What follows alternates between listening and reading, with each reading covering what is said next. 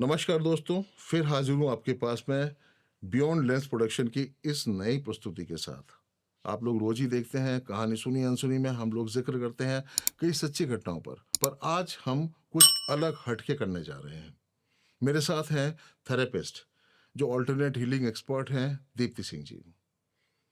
आप समझ ही गए होंगे, बॉडी में कितनी सारी बीमारियां होती हैं, कितने सारे दर्द होते हैं, जो हम लोग कभी कभी मेडिसिन लेते हैं, कभी मेडिसिन असर नहीं करती, कभी हम लोग हेजिटेट करते हैं मेडिसिन लेने में, और उस समय हम लोग एक रुख करते हैं एक नए तरह के ट्रीटमेंट पर, और वो होता है ऑक्यूप्रेशर ट्रीटमेंट।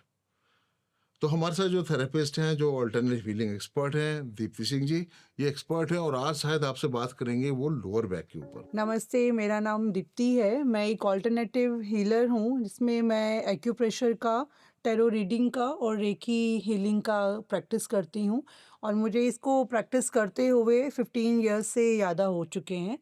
मेरा आज का टॉपिक है जो लोअर बैक का है, क्योंकि सबसे ज़्यादा पेशेंट विंटर आ रही है, सबसे ज़्यादा पेशेंट मेरे पास लोअर बैक के ही इस टाइम पे हैं। लोअर बैक बड़ी कॉमन प्रॉब्लम है, जिसको अगर लोअर बैक का कोई भी पेशेंट होता है तो उसका काउंटिंग हम लोग लंबर से करते हैं, लंबर 1 से लेके लंबर 5 तक करते हैं। तो इसी वर्टिब्रास में स्पाइन का एक ये लोअर पार्ट होता है, यहाँ पे लोगों को दिक्कत आती है। कमर में दर्द होने का कारण आपकी पेट की समस्या भी हो सकती है। मेल और फीमेल के जितने भी गोनैड्स, जितनी भी सेक्स प्रॉब्लम्स होती हैं, लेडीज़ को जो मेंस्ट्रुएशन का डिसऑर्डर होता है, वो भी लोअर बैक का एक कारण है। ओवरी का प्रॉब्लम है, वो भी एक कारण है। प्रोस्टेट का प्रॉब्लम है, वो भी मेल मेंबर्स को, मेल पर्सन्स को ये दिक्कत रहती है लोअर बैक के लिए। तो खाली लोअर बैक पे अगर हम बात करते हैं तो ये L1 से लेके L5 पे हम लोग ट्रीट करते हैं। आप ये मान के चलिए कि आपके भगवान ने हमें दोनों हाथ हमें हमारे सामने दिए हुए हैं। इसका एक हम लोग पाम एरिया बोलते हैं और एक हम इसका बैक एरिया होता है। तो इसको हमारी भाषा में एक्यूप्रेशर में इसको यिन बोलते हैं और इसको यांग बोलते हैं। तो this is my Yang area और ये मेरा यिन एरिया है। सिर्फ लोअर बैक की अगर बात करते हैं तो आप जब अपना मुट्ठी बंद करेंगे तो ये हमारा जो मिडल फिंगर और रिंग फिंगर है, अगर इन दोनों के चैनल से मुट्ठी बंद करते, दोनों के चैनल में नक्कल के साथ आप अगर प्रेस करना शुरू करेंगे तो आपकी ये वो 5 नंबर के जो पॉइंट्स हैं वो आपको यहीं पे मिलेंगे। आपको करना क्या है, अपनी चेयर पे बैठे हुए, घर पे बैठे हुए, टीवी देखते हुए, आपको अपनी 4 फिंगर्स हैं, small finger, ring finger, middle finger and the index finger. आपको अपनी स्मॉल फिंगर को दोनों नक्कल के बीच में स्टक कर दीजिए।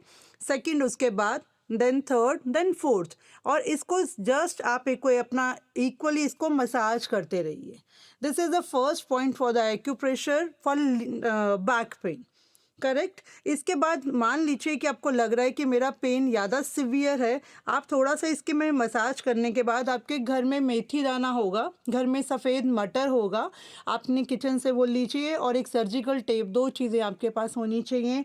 आप इसी लाइन में आप वो मटर के 4 दाने, नंबर 5 तक अगर प्रॉब्लम है, अगर आपको कहाँ पे पेन महसूस हो रहा है, आप उसी पे 2 मटर के दाने और टेप से उसको फिक्स करके ओवरनाइट रखिए। 2 से 3 दिन आपका लोअर बैक धीरे धीरे अपने आप रिलैक्स होगा, ठीक हो जाएगा।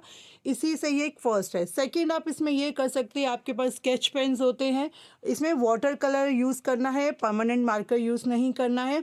आप इतनी इसी एरिया में एक लाइन ड्रॉ करिए रेड कलर से और रेगुलर बोथ हैंड पे, तो आपको लोअर बैक की समस्या से बहुत आराम मिलेगा।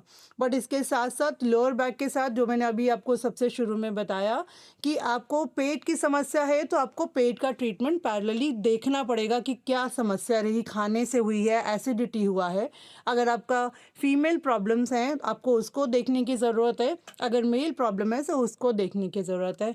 आई थिंक मैं कल आपको अभी इतना एक बार प्रैक्टिस करते हैं, फिर उसके बाद जो भी आपको टॉपिक होगा आप प्लीज़ उनको बताइए, मैं उसकी में बात करने में बहुत हर्ष होगा, मुझे खुशी होगी। धन्यवाद। कैसा लगा दोस्तों? मैं जानता हूँ जो अभी दीप्ति मैडम ने आपको जानकारी दी, बहुत ही काम की जानकारी है। आप चैनल को सब्सक्राइब कीजिए, कमेंट कीजिए, और हाँ, अगर आपकी कोई विशेष फरमाइश हो या आप कुछ और जानना चाहते हो दीप्ति मैम से, तो ज़रूर लिखिए। मैं आपको एश्योर करता हूँ कि ये फिर आएंगी और आपकी समस्याओं को बड़ी बेखूबी से हल्की भाषा में निवारण करने की कोशिश करेंगी।